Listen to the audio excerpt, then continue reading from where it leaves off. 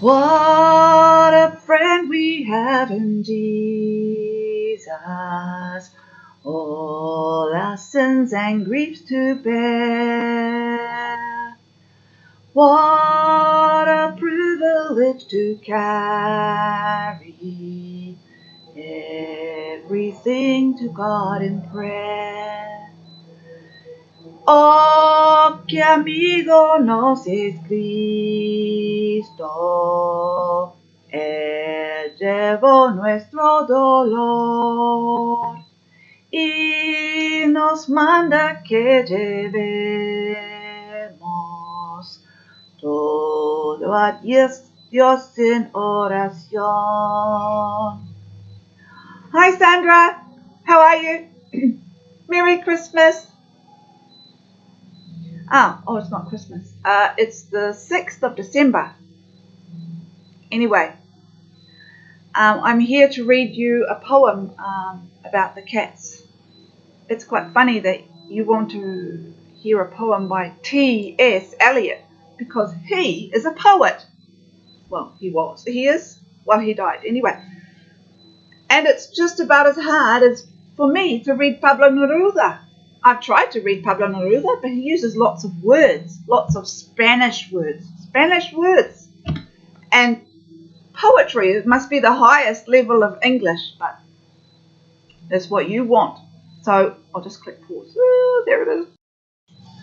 I recommend a song because, you know, Andrew Lloyd Webber, the famous English composer, he put these poems to music, and it was a musical called Cats, and all the people were dressed as cats with makeup that made them look like cats.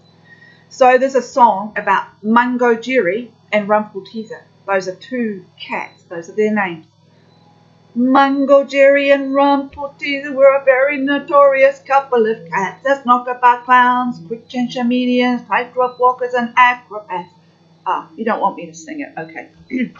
Yeah. Well, interesting vocabulary. Notorious, famous in a bad way. Knockabout clowns. What's that? I don't know. Just like playing the clown, mucking around, being a payaso. Quick change comedians. You know how people go off stage, they change their clothes and they're back in 10 seconds. Tightrope walkers. Well, actually, I don't know if you want me to tell you all these words, but I am anyway. Tightrope walkers. You know, a circus, the people up high, and they're crazy because they're walking on a rope. The rope is tight. Oh, I've lost my page. Okay, there it is. The rope is tight because you have to walk on a tight rope. Tightrope walkers. Of course, cats can do this. They're not scared of heights. I don't think they are. Victoria Grove, that's a place in probably London. Incurably, they were incurably given to rove. Incurable is connected to curar, to cure, to heal. But it cannot be cured, so they have a problem which cannot be fixed. And roving is wandering around, walking here, walking there, never at home. Cornwall Gardens, place in London. I've never been to London. Have you? Oh, you have? No, you've been to Croatia.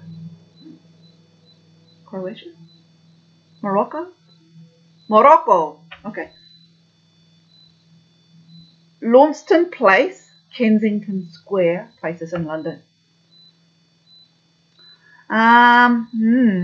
What about if a window is found ajar? A-J-A-R. The window is ajar. The door is ajar. It means it's a little bit open. A field of war, a big mess where there's been a battle. You know when water can't get into something? This camera is beep because the water can't get in. It is waterproof. And in Spanish that is, I forgot. Okay. What is a vest? A vest is like a shirt with no sleeves. And a winter vest will be a thick one, made of wool, maybe? Okay. Woolworth pearls. Woolworth is a famous shop, kind of like a big cheap shop. I don't know what it's called in Chile. In the United States, they talk about Walmart. Big shop full of produce, and it's low quality. Woolworth. There are quite a few words here. The gift of the gab. The gift of the gab. A person who can speak a lot freely. They talk. Oh, he's got the gift of the gab. G-A-B. A cat burglar.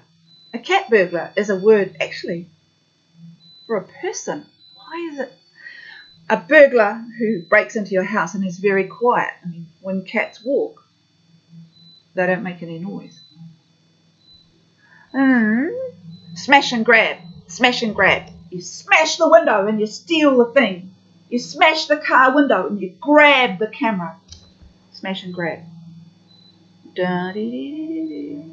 Plausible. They were very plausible fellows. If something is plausible, it's possible, it's acceptable. Probably is a word like that in Spanish. Wait a minute. Is it going? Yes. Okay, plausible is verosímil in español. De cariz creíble. Anyway, plausible. Sunday dinner. In this culture, Sunday dinner was the big meal, and you would have it in the middle of the day, usually after church for people who were going to church. But that's part of the social structure. You go to church, you come home, and you have Sunday dinner. Oh, on Argentine joint. I don't know. Why is it Argentine? But it's some kind of piece of meat. Maybe it's imported from Argentina. That's enough. Okay, I'm going to read it. All right, you ready? 7 minutes 20. I'm taking a long time. Mungojerrie and Rumpelteazer. You should look up the words. You should find the words. T S Elliot. You can find, I need to give you the spelling. Mungojerrie and Rumpelteazer were a very notorious couple of cats. As knockabout clowns, quick change comedians, tightrope walkers and acrobats, they had an extensive reputation. They made their home in Victoria Grove. That was merely their centre of operations, but they were incurably given to rove. They were very well known in Cornwall Gardens, in Lawston Place and in Kensington Square. They had really a little more reputation than a couple of cats can very well bear. If the area window was found ajar and the basement looked like a field of war, if a tile or two came loose on the roof, which presently ceased to be waterproof, that's bad news, a leak in your roof.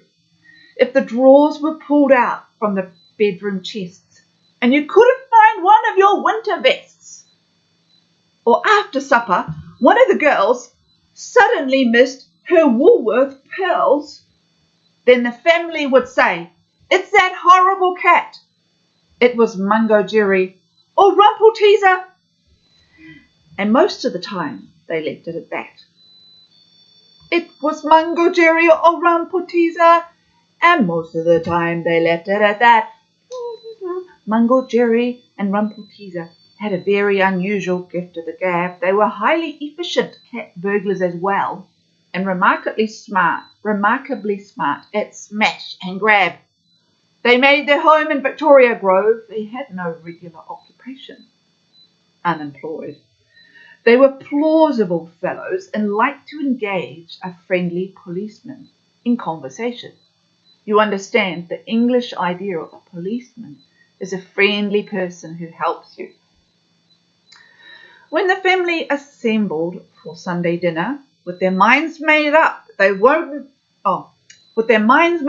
wouldn't get thinner on Argentine joint, potatoes and greens, and the cook would appear from behind the scenes and say in a voice that was broken with sorrow, "I'm afraid you must wait and have dinner tomorrow, for the joint has gone from the oven," like that. then the family would say, "It's that horrible cat. It was Mungojerrie or Rumpelteazer," and most of the time they left it at that.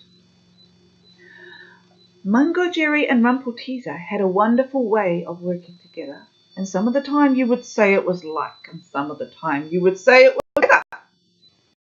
They would go through the house like a hurricane, and no sober person could take his oath. Was it Mungojerrie or Rumpelteazer, or could you have sworn that it mightn't be both? When you heard a dining room smash, or up from the pantry there came a loud crash, or down from the library came a loud ping from a glass which was commonly said to be Ming, then the family would say, "Now which was which cat?" It was Mungojerrie and Rumpelteazer, and there's nothing at all to be done about that.